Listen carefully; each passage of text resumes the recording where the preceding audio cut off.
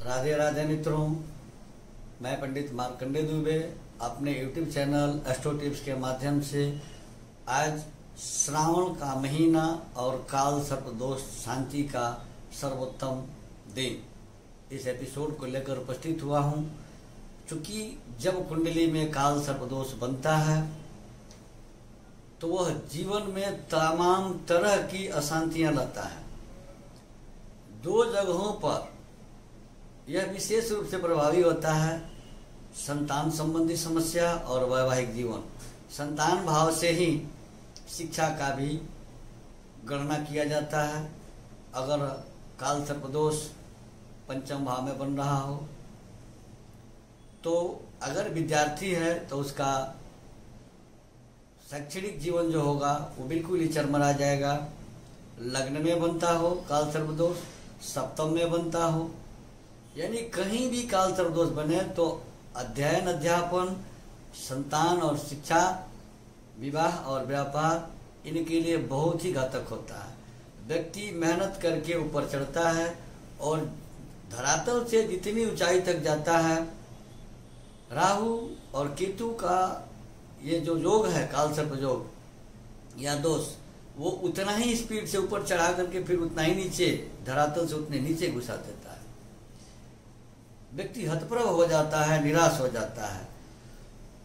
अब श्रावण का महीना भगवान शिव को अति प्रिय है और काल सर्प दोष की शांति के लिए भगवान शिव के शरण में जाने की महत्ता बताई गई है। इस एपिसोड के ऊपर जानकारी देने से पहले हमारा छोटा सा निवेदन है कि यदि आप तक आपने इस चैनल को सब्सक्राइब नहीं किया है अथवा आप पहली बार इस चैनल को देख रहे हैं तो चैनल को सब्सक्राइब जरूर करें, नोटिफिकेशन बेल दबाएं, ऑल सेलेक्ट करें ताकि हमारे सभी नवीनतम एपिसोड आसानी से आपका पास पहुंच सके।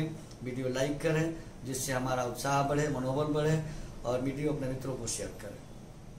तो काल सर्प योग यानी राहु और केतु की सर्पाकार स्थिति, यह जीवन के लिए काल ही है। जिस जगह इनकी दृष्टि हो, स्थिति हो, उस जगह के लिए लोग काल हो जाते हैं राहु और केतु, और उसको तहस नहस यानी बर्बाद करके छोड़ देते हैं।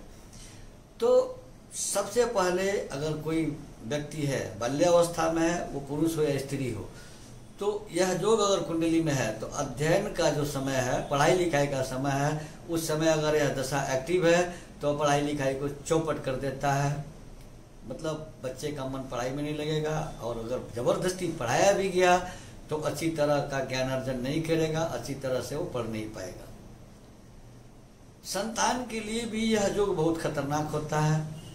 यदि पंचम और एकादश में पाप ग्रह बैठे हों, यानी राहु और केतु में से कोई एक बैठा हो, राहु पंचम में तो केतु एकादश में, राहु एकादश में तो केतु पंचम में, तो यह संतान प्रतिबंधक योग बनाता है और यह प्रतिबंधक योग डाइवर्ट होकर के वैवाहिक जीवन में विधुरता या वैधव्यता को दे देता है, यानी लाइफ पार्टनर की अकाल मृत्यु करा देता है।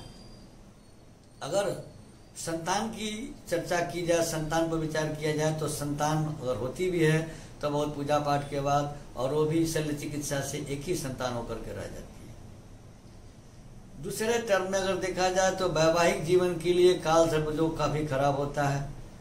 लग्न में बना हो, तीसरे भाव में बना हो, पंचम भाव में बना हो, सप्तम में बना हो, नवम में बना हो या एकादश में बना हो, यह जो इन जगहों पर अगर बनता है तो राहु या केतु की दृष्टि सप्तम भाव पर जरूर जाती है। और सप्तम भाव पर राहु या केतु की स्थिति या दृष्टि वैवाहिक जीवन में भूकंप ला देता है, भूचाल ला देता है। लाइफ पार्टनर से बनती नहीं, आपसी सामंजस्य बनता नहीं, आए दिन कलह होते हैं, झगड़े होते हैं और अंततः ये डिवोर्स तक पहुंचा देता है। तो काल सर्प दोष की जानकारी आपको मिल गई। संक्षिप्त में मैंने जानकारी दिया। अब इसकी शांति के लिए सर्प यानी नागों के जन्म का तिथि नाग पंचमी है, जो श्रावण महीने में पड़ता है शुक्ल पक्ष में। कहीं कहीं कृष्ण पक्ष के पंचमी को भी लोग नाग पंचमी के रूप में मनाते हैं। जैसे मिथिला क्षेत्र में नाग पंचमी श्रावण मास के कृष्ण पक्ष की पंचमी को मनाई जाती है, लेकिन सर्वत्र नाग पंचमी शुक्ल पक्ष, श्रावण मास के शुक्ल पक्ष के पंचमी तिथि को मनाई जाती है। और इस दिन आप किसी भी शिवालय में जा करके भगवान शिव का विधिवत पूजा करें। पीतल या तांबे का पंचमुखी नाग बनवाकर शिवलिंग में अर्पित करें। 2.5 राउंड का 2.5 गोले का चांदी का सर्पाकार छल्ला बनाकर उसकी भी पूजा करके उस दिन धारण करें। दाहिने या बाएं हाथ के मध्यमा में पुरुष दाहिने में और स्त्री बाएं हाथ के मध्यमा में धारण करें।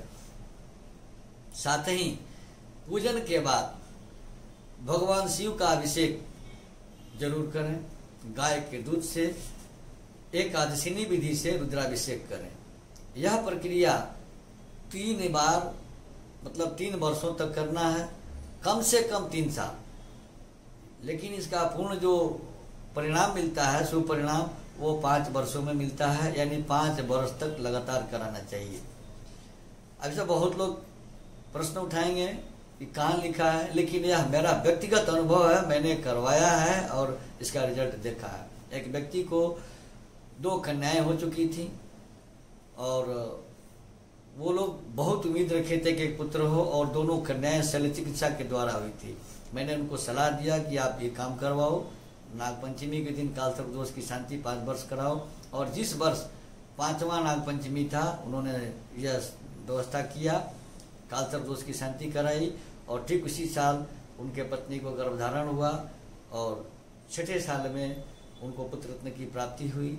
तो पूजा, हमारा जो वैदिक विधि है, हमारा जो धर्मशास्त्र है, उसमें जो भी लिखा हुआ है वो कहीं से गलत नहीं है। नहीं मानने वाले के लिए कोई प्रमाण की जरूरत नहीं है, और मानने वाले के लिए भी प्रमाण की जरूरत नहीं है। जिसको आस्था है, जिनको भरोसा है, वे जरूर करें।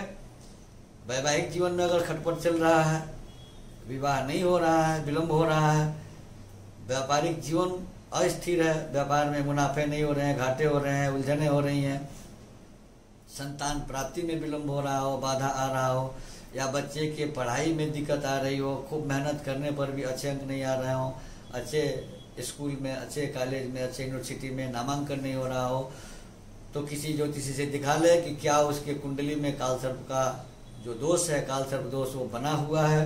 अगर है तो अभी नागपंचमी आने वाली है, श्रावण का महीना आरंभ हो चुका है, आज से श्रावण आरंभ हो गया है, और यह उपाय करें।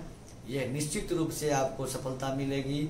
अगर विद्यार्थी को विद्या में सफलता पाना है, अच्छे विद्यालय में एडमिशन कराना है, किसी को संतान की जरूरत हो, किसी का व्यापार गड़बड़ चल रहा हो, वैवाहिक जीवन में खटपट चल रहा हो, तो इन सारी समस्याओं का समाधान काल सर्प दोष अगर है कुंडली में, तो उसकी शांति कराने से आपको प्राप्त होगा। बने रहे हमारे साथ इस तरह के एपिसोड के लिए।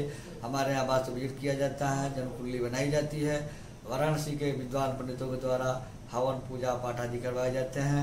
हमारे यहाँ सभी प्रकार के रत्न और रुद्राक्ष उचित मूल्य पर लैब सर्टिफिकेट के साथ उपलब्ध हैं। जिनकी निसज्जन की इसकी आवश्यकता हो, स्क्रॉल पर दिए गए नंबर से संपर्क कर इन सारी सुविधाओं का लाभ ले सकते हैं।